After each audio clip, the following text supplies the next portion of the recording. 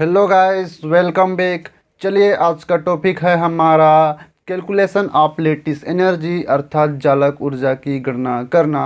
और जालक ऊर्जा की गणना करने के लिए समझेंगे बॉर्न हैबर साइकिल। तो सबसे पहले बॉर्न हैबर साइकिल और बॉर्न हैबर साइकिल को समझेंगे और उसी की सहायता से जो है जालक ऊर्जा या लेटिस एनर्जी की किस प्रकार से गणना होती है इसको समझेंगे, है ना। पिछले वीडियो में हमने लेटिस एनर्जी अर्थात जालक ऊर्जा और हीट ऑफ फॉर्मेशन अर्थात संवहन ऊर्जा क्या होती है इसके बारे में चर्चा किया है। आप जाके पिछला वीडियो जो है अवश्य देखिएगा। चलिए, आज का कॉन्सेप्ट में आते हैं। तो आज का कॉन्सेप्ट है कैलकुलेशन ऑफ लेटिस एनर्जी, और लेटिस एनर्जी की गणना करने के लिए समझने वाले हैं बॉर्न हैबर साइकिल। तो देखिए, जालक ऊर्जा की गणना करने के लिए कोई भी सीधा विधि नहीं है, कोई भी सीधा तरीका नहीं है। तो जालक ऊर्जा के प्रायोगिक निर्धारण के लिए बॉर्न तथा हैबर नाम के साइंटिस्ट ने क्या किया, 1919 में आयनिक बंध में भाग लेने वाले विभिन्न ऊर्जाओं को परस्पर एक चक्र के रूप में इस प्रकार से जोड़ा कि उसके द्वारा जो है जालक ऊर्जा की गणना किया जा सके। इसी को क्या कहें, बॉर्न हैबर चक्र। और बॉर्न हैबर चक्र जो है हेस के नियम पर आधारित है। देखिए स्टेटमेंट को, आयनिक क्रिस्टल के जालक ऊर्जा के निर्धारण के लिए कोई भी सीधा विधि नहीं है, कहता है ना। अर्थात कोई भी सीधा तरीका नहीं है जिसके द्वारा जो है जालक ऊर्जा की गणना किया जा सके। जालक ऊर्जा के प्रायोगिक निर्धारण के लिए बॉर्न तथा हैबर ने आयनिक बंध में भाग लेने वाली विभिन्न ऊर्जाओं को परस्पर एक चक्र के रूप में इस प्रकार से जोड़ा कि इसके सहायता से जालक ऊर्जा की गणना किया जा सके। और यह जो बॉर्न हैबर चक्र है वह हेस के नियम पर आधारित है, कहना चाहिए। वैसे तो हेस का नियम जो है थर्मोडायनेमिक का भाग है, लेकिन यहाँ पे हेस का नियम जो है इम्पोर्टेंट है, तो हेस का नियम को यहाँ पे समझते हैं। समझिए हेस के नियम के अनुसार क्या होता है। हेस के नियम के अनुसार कोई भी अभिक्रिया एक पद में हो या अनेक पदों में, प्रत्येक प्रक्रिया द्वारा ऊर्जा परिवर्तन समान या स्थिर होगा। अर्थात यहाँ पे दिया है एक पद तथा दूसरी प्रकार की प्रक्रिया, अनेक पदों में होने वाली प्रक्रिया, तो दोनों प्रकार के प्रक्रियाओं में जो ऊर्जा परिवर्तन होगा वह समान होगा। यदि उस दोनों प्रकार की प्रक्रियाओं द्वारा उन दोनों प्रक्रिया जो है एक ही रासायनिक अभिक्रिया की प्रक्रिया है, कहना चाहिए। तो ऊर्जा परिवर्तन दोनों प्रक्रियाओं में समान या स्थिर होगा, कहना चाहिए। चलिए हेस के नियम को समझने के लिए यहाँ पे एक उदाहरण लेते हैं। चलिए, सोडियम धातु का 1 मोल तथा क्लोरीन गैस का आधा मोल, इन दोनों के बीच रासायनिक अभिक्रिया हुआ और हमें प्राप्त हुआ सोडियम क्लोराइड का आयनिक यौगिक प्राप्त हुआ। इस रासायनिक अभिक्रिया के दौरान कोई ना कोई ऊर्जा परिवर्तन हुआ होगा, तो उन संपूर्ण ऊर्जा परिवर्तन को हम क्या कहते हैं, संवहन ऊर्जा। तो संवहन ऊर्जा यहाँ पे लिख देते हैं delta H F, delta H F. तो हेस के नियम को समझने के लिए यहाँ पे 2 प्रकार की प्रक्रिया लेंगे, प्रक्रिया नंबर पहला और प्रक्रिया नंबर दूसरा। तो प्रक्रिया नंबर पहला के अनुसार यह जो रासायनिक अभिक्रिया होगी एक पद में संपन्न होगी और कुछ न कुछ ऊर्जा परिवर्तन हुआ होगा। तथा प्रक्रिया नंबर दूसरा के अनुसार ये जो रासायनिक अभिक्रिया है एक पद में संपन्न होके अनेक पदों में संपन्न होगी और अनेक पदों में विभिन्न प्रकार की ऊर्जा सम्मिलित होगी।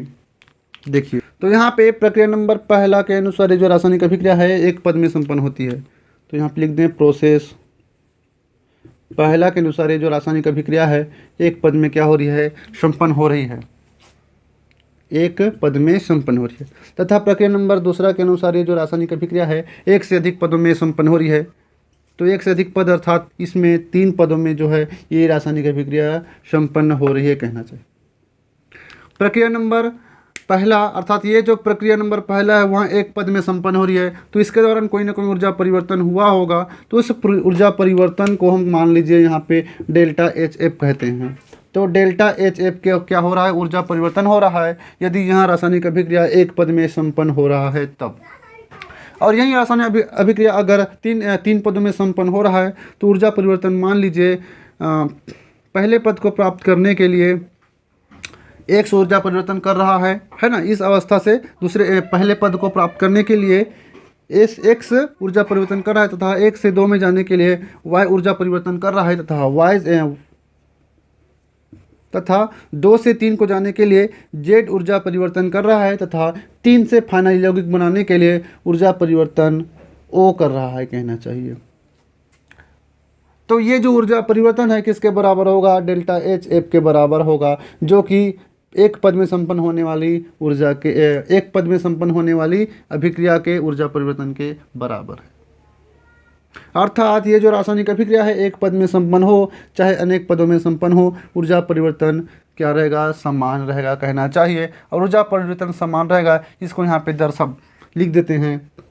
एक पद में होने वाली ऊर्जा परिवर्तन डेल्टा एच एफ है तथा अनेक पदों में संपन्न होने वाली ऊर्जा परिवर्तन X Y plus Z plus O है कहना चाहिए।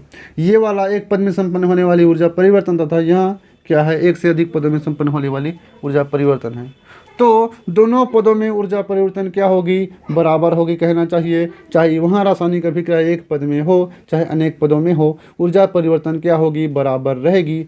और यहाँ पे एक पद में संपन्न होने वाली ऊर्जा परिवर्तन जो है अनेक पदों में संपन्न होने वाली ऊर्जा परिवर्तन के क्या होगी, बराबर। अर्थात यहाँ पे लिख दिया है हमने डेल्टा एच एफ बराबर X plus Y plus Z plus O. X Y Z तथा ओ जो है क्रमशः प्रक्रिया नंबर दूसरा का ऊर्जा परिवर्तन है। तो इस प्रकार का हेस का नियम होता है। तो हेस का नियम एक बार फिर समझिए, कोई भी रासायनिक अभिक्रिया एक पद में हो या अनेक पदों में हो, दोनों प्रक्रिया के दौरान ऊर्जा परिवर्तन क्या होगा, स्थिर या समान होगा कहना चाहिए। चलिए अब बॉर्न हैबर साइकिल समझते हैं। और बॉर्न हैबर साइकिल जो है इसी हेस के नियम पर क्या होगा, आधारित होगा कहना चाहिए। चलिए फिर देखते हैं बॉर्न हैबर साइकिल को।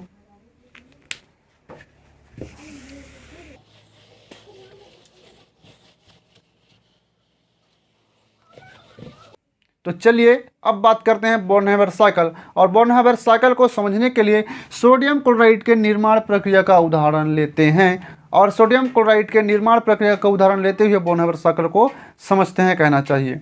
तो देखिए यहाँ पे सोडियम क्लोराइड का निर्माण के लिए सोडियम धातु का 1 मोल तथा क्लोरीन गैस का आधा मोल, इन दोनों के बीच जो है रासायनिक अभिक्रिया होगा और क्या मिलेगा हमको, सोडियम क्लोराइड आयनिक यौगिक मिलेगा। और इस रासायनिक अभिक्रिया के दौरान संपूर्ण ऊर्जा परिवर्तन क्या होगा, डेल्टा एच एफ, अर्थात यौगिक के निर्माण के लिए जो संवहन ऊर्जा है वही क्या है, डेल्टा एच एफ या हीट ऑफ फॉर्मेशन है कहना चाहिए। तो यह रासायनिक अभिक्रिया जो है एक पद में संपन्न ना होकर एक से अधिक पदों में क्या होती है, संपन्न होती है। तो यह जो है 5 पदों में संपन्न होगी कहना चाहिए। तो समझते हैं इसके प्रत्येक पदों को, और प्रत्येक पदों में जो है कौन कौन सी ऊर्जा परिवर्तन होती है। तो देखिए यहाँ पे, तो सबसे पहले पद में क्या होगा, पद नंबर पहला या स्टेप पहला, ठोस सोडियम धातु का गैसीय सोडियम परमाणु में परिवर्तन, या इस प्रक्रिया को कहेंगे ऊर्ध्वापार्तन। जब ठोस से डायरेक्ट गैसीय अवस्था में जो है परिवर्तन होगा तो इस प्रक्रिया को कहते हैं ऊर्ध्वापार्तन। तो यहाँ पे ठोस सोडियम धातु है तो यहाँ बदल जाएगा गैसीय सोडियम धातु या गैसीय सोडियम परमाणु में। और इस प्रक्रिया को क्या कहेंगे हम, सब्लिमेशन या ऊर्ध्वापार्तन। और इस प्रक्रिया को करने के लिए हमको एनर्जी यहाँ पे क्या करना होगा, देना होगा कहना चाहिए। तो एनर्जी यहाँ पे क्या होगा, एनर्जी एब्जॉर्ब। तो एनर्जी इस प्रक्रिया में क्या होगा, एब्जॉर्ब होगा। और एब्जॉर्ब एनर्जी कहलाएगा सब्लिमेशन एनर्जी। सब्लिमेशन एनर्जी, और सब्लिमेशन एनर्जी को मैं दर्शाऊंगा एस से प्लस एस। प्लस चिन्ह इसलिए लगाया क्योंकि इस प्रक्रिया में ऊर्जा जो है एब्जॉर्ब हो रही है। तो यहाँ पे प्लस एस यहाँ भी लिख देते हैं क्योंकि सब्लिमेशन एनर्जी जो है इस प्रक्रिया में लिया जा रहा है या ग्रहण किया जा रहा है। तो इस प्रकार से क्या होता है, सोडियम धातु जो है गैसीय सोडियम परमाणु में बदल जाता है कहना चाहिए। दूसरे स्टेप में क्या होगा, स्टेप नंबर दूसरा, गैसीय सोडियम परमाणु का गैसीय सोडियम आयन में परिवर्तन। अर्थात यहाँ पे देखिए गैसीय सोडियम परमाणु है, वहाँ क्या करेगा, एक इलेक्ट्रॉन को निकाल के सोडियम का गैसीय आयन बना लेगा कहना चाहिए। और इस गैसीय आयन को कहेंगे केटायन। केटायन अर्थात यहाँ पे धनावेश है इसलिए इसको क्या बोलेंगे, केटायन। सोडियम का गैसीय केटायन। अब सोडियम जो है एक इलेक्ट्रॉन को निकाल के क्या करेगा, अपना अष्टक पूर्ण करेगा और एक इलेक्ट्रॉन को निकाल के वहाँ क्या बना लेगा, धनायन। और इसी धनायन करण इसको क्या बोलते हैं, केटायन। सोडियम का गैसीय केटायन। और एक इलेक्ट्रॉन को किसी भी परमाणु से इलेक्ट्रॉन को निकालने की प्रक्रिया क्या कहलाएगी, आयोनाइजेशन या आयनन।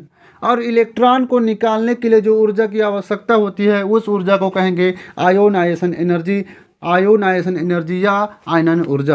तो यहाँ पे लिख देते हैं, यहाँ पे आयनन ऊर्जा। तो इस प्रक्रिया में जो है ऊर्जा एब्जॉर्ब होगी, तो यहाँ पे पहले एनर्जी एब्जॉर्ब लिख देते हैं।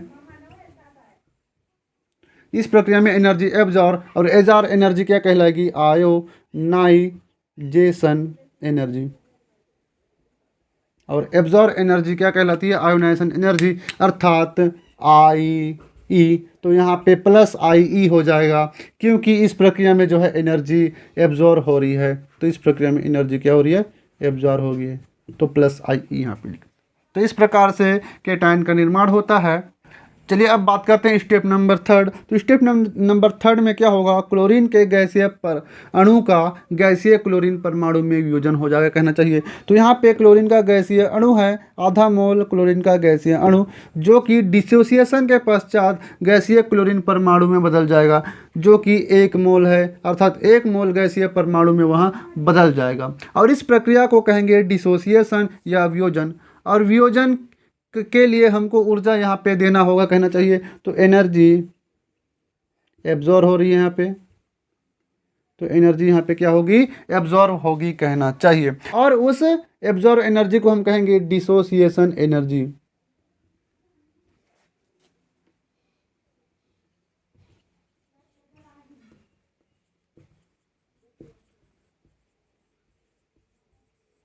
उस एब्जॉर्ब एनर्जी को डिसोसिएशन एनर्जी कहेंगे। और डिसोसिएशन एनर्जी को हम दर्शाएंगे डी से, अर्थात यहाँ पे प्लस डी हो जाएगा। लेकिन यहाँ पे आधा मोल क्लोरीन का डिसोसिएशन हो रहा है, इसलिए हमको आधा डिसोसिएशन एनर्जी की आवश्यकता हो जाएगी, तो प्लस डी।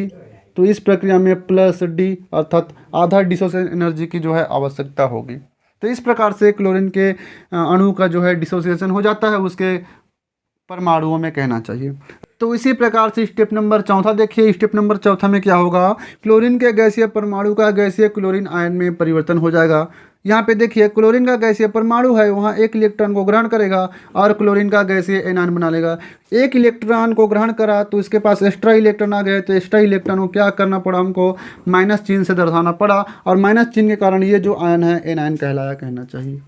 तो हमें गैसीय क्लोरीन का एनायन प्राप्त हो गया कहना चाहिए यहाँ पे। और इस प्रक्रिया को होने के लिए जो है ऊर्जा रिलीज करना होगा। तो इस प्रक्रिया में जो है ऊर्जा क्या हो गई, रिलीज हुई या मुक्त हुई, अर्थात ऊर्जा उत्सर्जित हुई कहना चाहिए।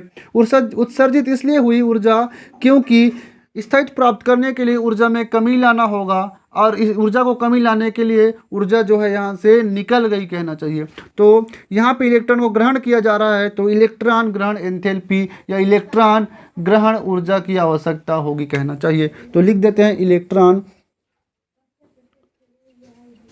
गेन एंथैल्पी या एनर्जी। इलेक्ट्रॉन गेन एनर्जी कह सकते हैं तथा इसी को जो है इलेक्ट्रॉन एफिनिटी भी कह सकते हैं। तो इस प्रक्रिया से एनर्जी क्या हो रही है, रिलीज हो रही है। तो रिलीज एनर्जी को हम जो है माइनस से दर्शा रहे हैं कहना चाहिए, अर्थात इलेक्ट्रॉन एफिनिटी क्या हो रही है, निकल रही है। इलेक्ट्रॉन एफिनिटी के रूप में जो है एनर्जी निकल रही है, उत्सर्जित हो रही है। तो एनर्जी यहाँ से रिलीज हो रही है, इस प्रक्रिया से एनर्जी रिलीज हो रही है। कौन सी एनर्जी, इलेक्ट्रॉन एफिनिटी के रूप में जो है एनर्जी रिलीज हो रही है। तो इस प्रकार से हमें क्लोरीन का गैसीय एनायन प्राप्त होता है।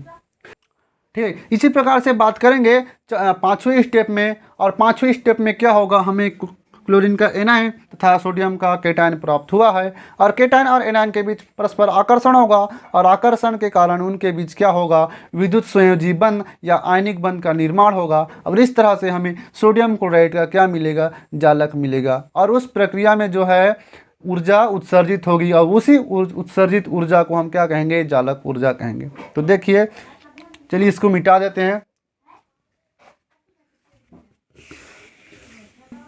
चलिए स्टेप नंबर 5 पे आते हैं। Step number 5। तो 5वें स्टेप में क्या होगा, लेटिस का निर्माण होगा कहना चाहिए। लेटिस का 5वें स्टेप में लेटिस का निर्माण। तो लेटिस के निर्माण के लिए केटायन और एनायन की आवश्यकता होती है। तो हमें प्राप्त है सोडियम का केटायन तथा क्लोरीन का एनायन। दोनों क्या है, गैसीय केटायन तथा गैसीय एनायन है। इनके बीच आकर्षण होगा, और आकर्षण से क्या बनेगा, सोडियम क्लोराइड का लेटिस बनेगा कहना चाहिए। तो यहाँ पे सोडियम क्लोराइड का लेटिस बना। और इस लेटिस के दौरान जो है ऊर्जा उत्सर्जित होती है कहना चाहिए। ऊर्जा जो है उत्सर्जित इसलिए होती है क्योंकि स्थायित्व प्राप्त करने के लिए ऊर्जा को हमें कम करना होता है, और ऊर्जा को कम करने के लिए वहाँ से ऊर्जा को निकालना पड़ता है। तो निकाली गई ऊर्जा यहाँ पे कहलाएगी लेटिस एनर्जी। लेटिस एनर्जी या जालक ऊर्जा, लेटिस एनर्जी या जालक ऊर्जा। और जालक ऊर्जा या लेटिस एनर्जी को हम दर्शाएंगे U से। तो यहाँ पे एनर्जी क्या हो रही है, रिलीज हो रही है। तो रिलीज एनर्जी के लिए हम क्या दर्शाएंगे, माइनस चिन्ह दर्शाएंगे, -U। और U मतलब लेटिस एनर्जी, तथा यहाँ पे लिख देते हैं -U। ठीक है, इस प्रकार से लेटिस का निर्माण होता है। कैटायन और एनायन के मिलने से किसका निर्माण हो रहा है, लेटिस का निर्माण हो रहा है। और लेटिस के निर्माण के लिए ऊर्जा को क्या होना पड़ता है, उत्सर्जित होना पड़ता है। और वहीं उत्सर्जित ऊर्जा जो है लेटिस ऊर्जा या लेटिस एनर्जी कहलाता है। तो इस प्रकार से सोडियम क्लोराइड का निर्माण प्रक्रिया यहीं पे ख़त्म होती है। अब इस सोडियम क्लोराइड के प्रक्रिया को एक चक्र के रूप में व्यवस्थित करेंगे, तथा इस प्रक्रिया के दौरान अलग अलग स्टेप आए और प्रत्येक स्टेप में अलग अलग ऊर्जा परिवर्तन हुआ। और ऊर्जा परिवर्तन को भी उस चक्र में क्या करेंगे, स्थापित करेंगे। और हम जो है जालक ऊर्जा की गणना करेंगे कहना चाहिए। वहाँ पे हेस का नियम जो है लागू होगा, और हेस के नियम के आधार पर ही वहाँ पे जालक ऊर्जा की जो है गणना कर सकेंगे। चलिए किस प्रकार से उसको देखिए।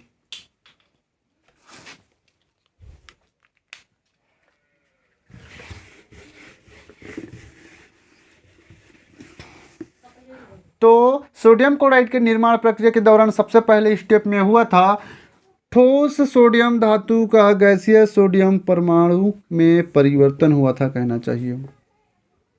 तो क्या हुआ था, यहाँ पे ठोस अवस्था से सोडियम परमाणु गैसीय अवस्था को प्राप्त किया था। इस प्रकार से गैसीय सोडियम परमाणु को प्राप्त किया था। और इस प्रक्रिया के दौरान जो है ऊर्जा परिवर्तन क्या आया था, +S। +S मतलब सब्लिमेशन।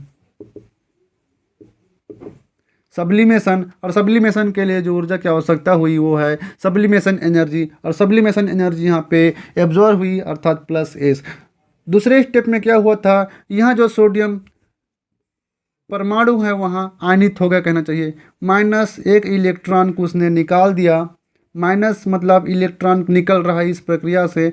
तो सोडियम परमाणु अपना 1 इलेक्ट्रॉन निकाल देगा तो बनाएगा सोडियम का गैसीय केटायन, है ना। और इस प्रक्रिया को कहते हैं आयोनाइजेशन। आयोनाइजेशन, और आयोनाइजेशन के लिए आयोनाइजेशन एनर्जी की आवश्यकता हुई, जो कि इस प्रक्रिया में दिया जा रहा है, एब्जॉर्ब हो रहा है। तो +IE अर्थात आयोनाइजेशन एनर्जी इस प्रक्रिया में दिया जा रहा था। तो सोडियम का हमें गैसीय केटायन मिल गया। उसी प्रकार से स्टेप नंबर तीसरा में क्या होगा, क्लोरीन गैस का आधा मोल जो है वियोजित हो जाएगा उसके परमाणुओं में कहना चाहिए। यहाँ पे क्लोरीन गैस अणु में है और आधा मोल में है, तो आधा मोल क्लोरीन के गैसीय अणु जो है वियोजित हो जाएगा उसके परमाणुओं में, गैसीय क्लोरीन परमाणुओं में। तो इस प्रक्रिया में जो अणु अवस्था था वह जो है परमाणु अवस्था में बदल गया अर्थात डिसोसिएट हो गया। तो इस प्रक्रिया में हो रहा है डिसोसिएशन। इस प्रक्रिया में डिसोसिएशन हो रहा है, और आधा मोल क्लोरीन अणु को डिसोसिएट करने के लिए आधा हमें डिसोसिएशन एनर्जी की आवश्यकता होगी +D, अर्थात यहाँ पे भी डिसोसिएशन एनर्जी जो है एब्जॉर्ब हो रही है कहना चाहिए। +D यहाँ पे हमने इसको लिख देते हैं अच्छा से 1/2D। तथा चौथे स्टेप में क्या होगा, क्लोरीन का गैसीय परमाणु 1 इलेक्ट्रॉन को ग्रहण करेगा और क्या बनाएगा, क्लोरीन का गैसीय एनायन। और 1 इलेक्ट्रॉन ग्रहण करने के लिए उसके पास उच्च इलेक्ट्रॉन बंधुता है और एनर्जी की आवश्यकता होगी। इस प्रक्रिया में क्या होगी, एनर्जी निकलेगी कहना चाहिए, और उस निकलने वाली एनर्जी को कहेंगे इलेक्ट्रॉन ग्रहण ऊर्जा या इलेक्ट्रॉन गेन एंथैल्पी या इलेक्ट्रॉन एफिनिटी। तो इलेक्ट्रॉन एफिनिटी से इसको जो है हम दर्शा रहे हैं। तो -EA अर्थात इस प्रक्रिया से एनर्जी क्या हो रही है, निकल रही है, और हमें मिल रहा है सोडियम क्लोरीन का गैसीय एनायन। तो हमें केटायन और एनायन मिल गया, और केटायन और एनायन के मिलने के बाद क्या हो जाएगा, इनके बीच आकर्षण हो जाएगा, और ये जो है प्रक्रिया आगे बढ़ेगी। आगे बढ़ के हमें जो है लेटिस का निर्माण हो जाएगा कहना चाहिए। केटायन और एनायन के मिलने से किसका निर्माण हो जाएगा, लेटिस का। तो यहाँ पे क्या होगा, लेटिस फॉर्मेशन या निर्माण। और लेटिस के निर्माण के लिए ऊर्जा यहाँ पे क्या हो रही है, एनर्जी रिलीज हो रही है या उत्सर्जित हो रही है कहना चाहिए। तो लेटिस के निर्माण के दौरान जो है एनर्जी रिलीज होती है। तो लेटिस के निर्माण के लिए केटायन तथा एनायन की आवश्यकता होती है। केटायन तथा एनायन दोनों के किस अवस्था में होना चाहिए, गैसीय अवस्था में होना चाहिए। तो यहाँ पे सोडियम क्लोराइड जो है सॉलिड अवस्था में है। तो सॉलिड अवस्था मतलब लेटिस, तो सोडियम का गैसीय केटायन तथा क्लोरीन का गैसीय केटायन के बीच आकर्षण होगा और बनाएगा सोडियम क्लोराइड का जालक या लेटिस। और इस दौरान क्या होगा, एनर्जी रिलीज होगी कहना चाहिए। और रिलीज एनर्जी को कहेंगे हम लेटिस एनर्जी। रिलीज एनर्जी को हम कहेंगे लेटिस एनर्जी। लेटिस एनर्जी को हम दर्शाएंगे U से। लेटिस एनर्जी को हम दर्शाएंगे U से। तो इस प्रक्रिया से एनर्जी रिलीज हो रही है, अर्थात रिलीज होने वाली एनर्जी कहलाएगी लेटिस एनर्जी या जालक ऊर्जा। तो जालक ऊर्जा जो है इस प्रक्रिया से निकल रही है, उसके लिए -U जो है यहाँ पे हम दर्शाएंगे। तो इस प्रकार से बोन-हैबर चक्र होता है लेटिस के निर्माण के लिए, है ना। तो बोन-हैबर चक्र की सहायता से अब हमको गणना करना है लेटिस एनर्जी की। तो चलिए यहाँ पे हेस का नियम लगाते हैं। हेस का नियम कहता है कि कोई भी अभिक्रिया जो है एक पद में हो चाहे अनेक पदों में हो, ऊर्जा परिवर्तन क्या होगा, समान होगा कहना चाहिए। मान लीजिए ये वाला पहला पद, ये वाला पहला पद है और ये पहला प्रक्रिया है कहना चाहिए, एक प्रकार की प्रक्रिया। और इस प्रक्रिया के दौरान अर्थात ये जो रासायनिक अभिक्रिया है एक ही पद में संपन्न होकर जो है सोडियम क्लोराइड का यौगिक बना रहा है। और इस दौरान जो ऊर्जा परिवर्तन हो रहा है वो है ΔHF अर्थात हीट ऑफ फॉर्मेशन। तथा यही रासायनिक अभिक्रिया जो है एक से अधिक पदों में संपन्न हो रहा है, जैसे कि यहाँ पे विभिन्न पद शामिल हैं और इन विभिन्न पदों में अलग अलग प्रकार की ऊर्जाएं परिवर्तन होगा। तो इन संपूर्ण ऊर्जा परिवर्तन जो है ΔHF के बराबर होगा कहना चाहिए। अर्थात ये रासायनिक अभिक्रिया एक पद में हो चाहे अनेक पद में हो, ऊर्जा परिवर्तन क्या होगा, समान होगा। अर्थात ΔHF बराबर इधर जितना भी ऊर्जा परिवर्तन होगा उसी के बराबर होगा कहना चाहिए। तो देखिए यहाँ पे हेस का नियम के अनुसार क्या हो जाएगा, इस अभिक्रिया में ΔHF बराबर सबसे पहले ऊर्जा परिवर्तन हुआ है +S, फिर +IE तथा +1/2 डिसोसिएशन एनर्जी तथा -EA तथा -U कहना चाहिए। इसको यहाँ पे एक स्पष्ट रूप से फिर से लिख देते हैं। तो ऊर्जा परिवर्तन ΔHF बराबर +S +IE तथा +1/2 तथा D तथा -EA तथा -U कहना चाहिए। तो देखिए पहले स्टेप में, पहले प्रक्रिया के दौरान जो है ये अभिक्रिया जो है एक पद में संपन्न हो रहा था और ऊर्जा परिवर्तन हमको मिल रही थी ΔHF। तथा दूसरे प्रक्रिया के अनुसार ये जो रासायनिक अभिक्रिया है एक से अधिक पदों में संपन्न हो रही है और ऊर्जा परिवर्तन विभिन्न प्रकार के हुए। वहाँ विभिन्न प्रकार के ऊर्जा परिवर्तन है +S sublimation energy, ionisation energy, dissociation energy तथा इलेक्ट्रॉन एफिनिटी तथा लेटिस एनर्जी। तो एक पद में हो चाहे अनेक पदों में हो, कोई भी रासायनिक अभिक्रिया एक पदों में हो चाहे अनेक पदों में हो, उसका ऊर्जा परिवर्तन क्या होगा, समान होगा। तो ये जो है एक पद में संपन्न होने वाली ऊर्जा परिवर्तन तथा अनेक पदों में संपन्न होने वाली ऊर्जा परिवर्तन दोनों क्या होनी चाहिए, बराबर होगी। दोनों क्या है, समान होगी। यही हेस का नियम कहता है। तो हेस के नियम के अनुसार इस बोन-हैबर चक्र की सहायता से हमने यहाँ पे एक विभिन्न आयनिक बंध में भाग लेने वाले विभिन्न ऊर्जाओं के बीच परस्पर संबंध स्थापित किया है। तो यहाँ पे ΔHF बराबर विभिन्न ऊर्जाओं का मान है ना। तो यहाँ पे ΔHF बराबर सब्लिमेशन एनर्जी, आयोनाइजेशन एनर्जी तथा डिसोसिएशन एनर्जी तथा इलेक्ट्रॉन एफिनिटी तथा लेटिस एनर्जी कहना चाहिए। तो यहाँ पे देखिए एक संबंध प्राप्त हुआ है हीट ऑफ फॉर्मेशन अर्थात हीट ऑफ फॉर्मेशन या संवहन ऊर्जा होती है संपूर्ण ऊर्जा परिवर्तन, अर्थात रासायनिक अभिक्रिया में होने वाली संपूर्ण ऊर्जा परिवर्तन ही क्या होती है, हीट ऑफ फॉर्मेशन। तो हीट ऑफ फॉर्मेशन बराबर संपूर्ण ऊर्जा परिवर्तन। तो इस संपूर्ण ऊर्जा परिवर्तन में हमें लेटिस एनर्जी भी प्राप्त हुआ है। तो इस संबंध को जो है एक फार्मूला की तरह नोट करेंगे और यहाँ पे देखिए लेटिस एनर्जी की हमको गणना करना था, तो इस संबंध के द्वारा हम जो है लेटिस एनर्जी की गणना कर सकते हैं। यदि हमें बाकी के ऊर्जाओं का मान प्राप्त है तो हम इस फार्मूला में बाकी के ऊर्जाओं के मान को रख के हम जो है लेटिस एनर्जी की गणना कर सकते हैं। तो इस बॉर्नहेबर चक्र की सहायता से केवल हम लेटिस एनर्जी की गणना नहीं करेंगे बल्कि किसी भी ऊर्जाओं का हम जो है मान ज्ञात कर सकते हैं यदि हमें शेष ऊर्जाओं का मान पहले से पता हो। तो इस संबंध के द्वारा जो है हम लेटिस ऊर्जा की जो है गणना कर सकते हैं, कहना चाहिए। तो इस तरह से बॉर्नहेबर चक्र कंप्लीट होता है। तो ये बॉर्नहेबर चक्र का क्या होता है, कॉन्सेप्ट होता है। तो बने रहिए हमारे साथ हमारे YouTube channel Trilok concept collection के साथ और सीखते रहिए छोटे छोटे और मोटे मोटे विभिन्न कॉन्सेप्ट। धन्यवाद।